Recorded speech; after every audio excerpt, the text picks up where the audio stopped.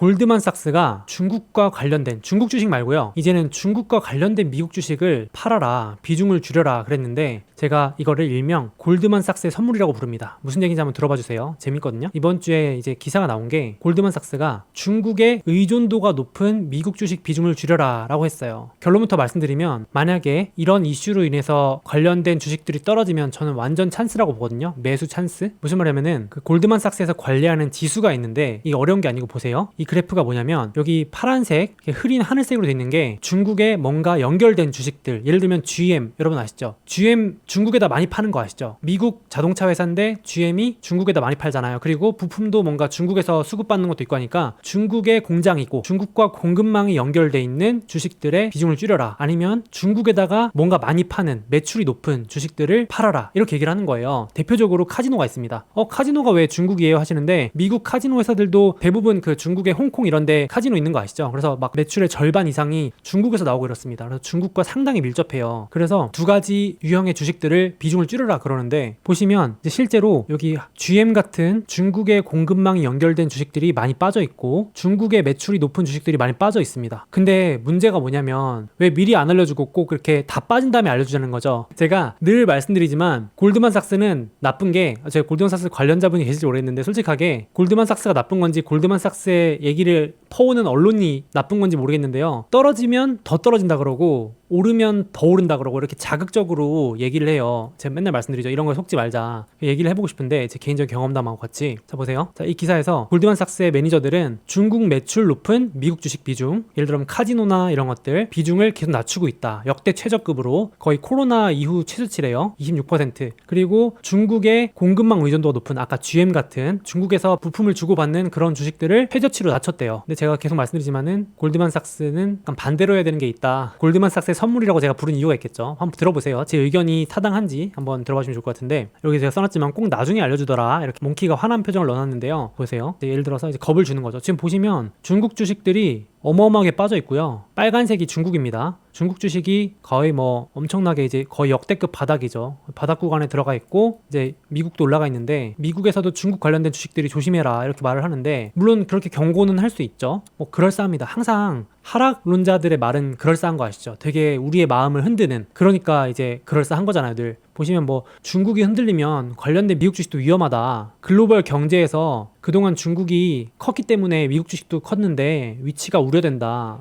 위험하다. 이렇게 막 써 있어요. 겁을 주는 얘기들로만 써 있어요. 이거 보면 막 마음이 흔들려요. 이제 팔아야 되나? 하는 거죠. 사실 여러분들 애플도 중국과 관련 있는 거 아시죠? 자, 근데 제가 말하고 싶은 게 있어요. 제가 이 경험을 3년 전에 했었습니다. 똑같아요. 제가 날짜 안 보여드렸으면 아마 똑같은 얘기 할 텐데, 보세요. 골드만삭스가 딱 3년 전에 19년 2월에 중국에 노출된 기업들을 팔아라 이런 얘기를 똑같이 했었어요. 여기 보시면 골드만삭스의 보고서에 따르면 하면서 종목도 똑같아요. 미중, 왜냐면 3년 전에 뭐가 있었냐면 트럼프 대통령 때 미중 갈등이 불거지면서, 혹시 이때 기억하실지 모르겠는데 트럼프가 트위터로 중국 공격하고요, 관세 때린다 그러고요, 난리 났었어요. 이때 출렁출렁 했습니다. 중국 매출이 높은 주식을 만들어서 조심하라고 리스트까지 만들어줬어요. 지금하고 똑같습니다. 3년 만에 역사가 반복되고 있죠. 저희가 이때가 너무 생생히 기억나요. 중국 관련 공급망 노출이 높은 기업은 피하세요. 이게 최신 기사가 아니고 3년 전 기사입니다. 지금 제가 날짜 지었으면 아마 똑같은 기사라고 오해하실걸요.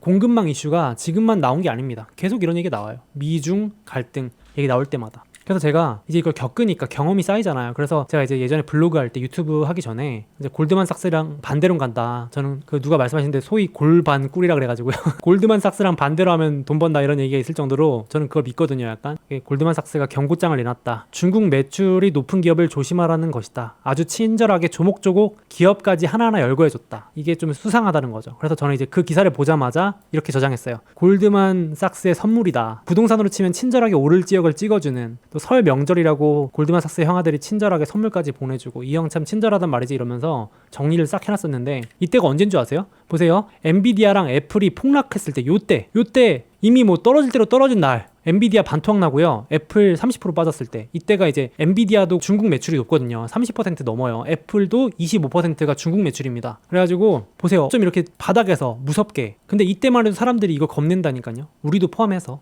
어떻게 보면 이번에 추석 선물이죠. 지금 채팅창에 추석 선물인가 그러시는데, 지금 날짜 추석이죠. 참 그렇죠. 19년 2월에. 그래서 제가 실제로 그 당시에 블로그 글 쓸 때 진짜 이렇게 적어놨어요. 엔비디아, 퀄컴 다 폭락했었거든요. 윈 리조트 카지노, 중국향 중국향 매출이 높아서 위험하다는 우려로 바닥에 깔린 기업들, 반대로 생각하면은 튀어오를 수 있지 않을까 막 적어놨었고, 애플, 엔비디아 기회다 그래가지고 이때 유튜브도 이제 시작하면서 유튜브에다가 이제 애플 사야 되는 거 아니냐 막 이렇게 올렸던 그때거든요. 이때가 제가 그때가 기억이 나요. 그러니까 반복이 되는 것 같아요. 그래가지고 근데 골드만삭스만 그랬냐, 그게 아니고요. 그 당시에 이거 보세요, 증권사에서들도 중국향 매출이 높은 미국 기업 리스트까지 나왔다니까요. 이거 위험하다고, 공포가 절정에 달했다니까. 지금 아무것도 아니신 것 같죠? 그때 저도 진짜 무서웠다니까요. 2018년 말부터 갑자기 주식들이 다 폭락했어요. 그래가지고 잘 안 보시잖아요. 제가 불러드리면 퀄컴이 중국 매출이 65%고요 엔비디아 중국 매출 50%, 엔비디아 매출의 절반이 중국에서 나오는 거예요. 반도체 장비 회사들, 그리고 여긴 없지만 애플도 25%, 30% 가까이 됩니다. 그러니까 이제 살떨리죠. 반도체 뭐 중국 매출 높은 거 조심해라 이러면은 그럴싸하잖아요. 미중 갈등이 극에 달했으니까. 위기와 공포가 절정에 달했을 때다. 친절하게 골드만삭스가 그때 찍어줍니다. 엔비디아 큰일 날 것 같다, 브로드컴, 마이크론, 퀄컴, 위니조트 다 팔아라, 7개 친절하게 찍어주는데요. 결과는 아시겠지만 이렇게 찍어준 종목들이 제일 많이 올랐습니다.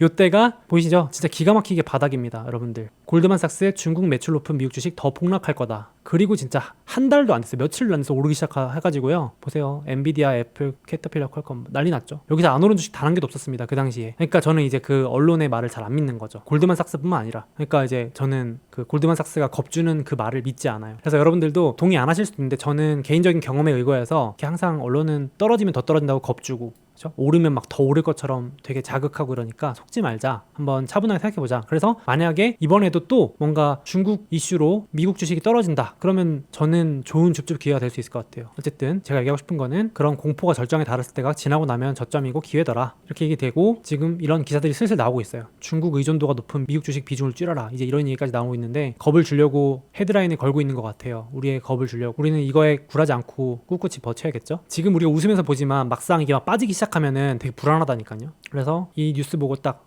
또 겁주네 이런 생각이 들었어요. 이렇게 하면서 이제 여러분들한테 지금 또 애플 팔아, 엔비디아 팔아라 이렇게 얘기하는 거예요. 이런 뉴스를 겁줘서 뭐 하려고 하는 거죠 하시는데, 이런 뉴스를 틀어줘야 여러분들이 이거 뉴스 클릭해서 보고 팔아야 자기들도 수익도 내고, 얘네들은 하락에 베팅하거든요. 또 자기들이 하락 베팅 해놓고 여러분들이 팔아서 가격이 내려가면 얘네들은 돈을 보는 구조예요. 쉽게 말하면 그런 것도 있습니다. 겁줘서 뭐 하려냐면 자기들이 돈 벌려고 하는 거죠. 여러 가지 이유들이 있지만. 그래서 이것도 참고해 주시면 좋을 것 같고, 어그로 끄는 거죠. 카지노는 대표적으로 라스베가스 샌즈나 아까 보여드린 윈 리조트나 이런 것들이 있는데, 이제 이런 것들이 지금 중국 매출이 높은 미국 주식이니까 같이 빠지고 있는데, 이런 거 이제 더 줄여라 이렇게 겁주고 있는 거죠. 사실은 GM도 그렇고, GM도 지금 빠지고 있잖아요. 그러니까 이제 이런 기사 보면은 GM 포드 주주들은 겁나는 거죠. 야, 이거 중국이 경기가 안 좋아지면은 GM 포드 팔아야 되는 거 아니야? 막 이렇게 하잖아요. 그죠? 채팅창에 다 안 속을 것 같은데 하시는데, 막상 떨어지면 또 속습니다. 여러분들, 지금은 차분하게 우리가 앉아서 보니까 그런데 그 상황이 닥치면 또 안 그래요. 그래서 참고하시면 좋을 것 같고,